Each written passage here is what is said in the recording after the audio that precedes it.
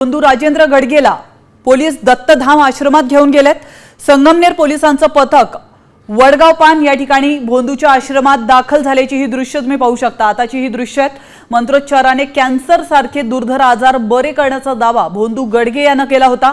आजार बरे करण्याच्या बहाण्याने तो आर्थिक लूट करायचा असे त्याच्यावरती आरोप आहे। अंधश्रद्धा निर्मूलन समितीच्या फिर्यादीनंतर भोंदू राजेंद्र गडगेला पोलिसांनी बेड्या ठोकल्या।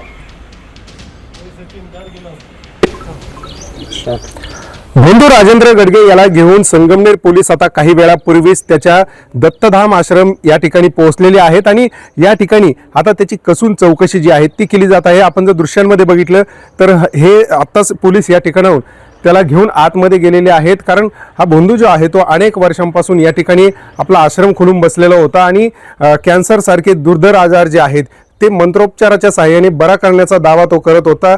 अनेक भक्त जे आहेत त्याच्याकडे येत होते आणि त्या माध्यमातून या दाव्याच्या माध्यमातून तो भक्तांची आर्थिक लूट करत असल्याचं देखील समोर आलेलं आहे। आणि अंधश्रद्धा निर्मूलन समितीच्या तक्रारीनंतर त्यांनी दिलेल्या फिर्यादीनंतर या भोंदूला आता पोलिसांनी अटक केलेली आहे आणि न्यायालयाने त्याला 5 दिवसांची पोलीस कोठडी देखील सुनावलेली आहे। मात्र आता या आश्रमात आणून तो नेमकी ही जी सगळी औषधं त्यांना भक्तांना द्यायचा ती नेमकी कुठून आणायच्या, ती औषधं नेमकी काय आहेत आणि तो कशा पद्धतीने त्याचं सगळं हे राष्ट्रांतीने उभं केलेलं होतं याचा सगळा तपास जो आहे तो आता संगमनेर पोलिसांकडून सुरू आहे। आणि काल देखील संगमनेरातील एका हॉटेलवरती छापा टाकून त्या ठिकाणाहून पोलिसांनी काही आक्षेपार्ह गोष्टी देखील या भोंदूच्या बाबतीतल्या जप्त केलेल्या आहेत आणि आता त्याचा पुढचाच भाग म्हणून